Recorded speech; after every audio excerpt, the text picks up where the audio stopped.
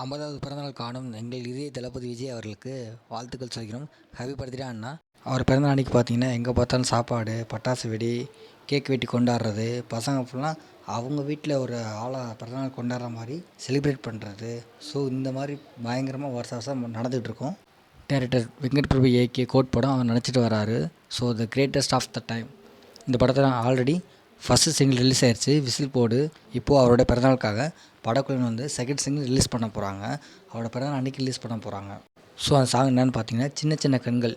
அந்த சாங்கோட போஸ்டரும் ப்ரொமோ வீடியோவும் நம்ம தளபதி அவரோட அஃபிஷியல் இன்ஸ்டா அக்கௌண்ட்லேயே அப்டேட் பண்ணியிருக்காரு.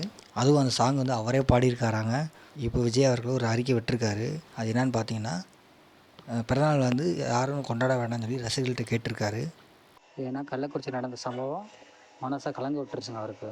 அதனால் வந்து என் பிறந்தநாள் செலவு பண்ணுற செலவை வந்து அதை வந்து கள்ளக்குறிச்சி மக்களுக்கு வந்து மருத்துவ செலவு, அன்றாட உணவு செலவு கொடுத்து உதவி பண்ண சொல்லி கேட்டிருக்காருங்க.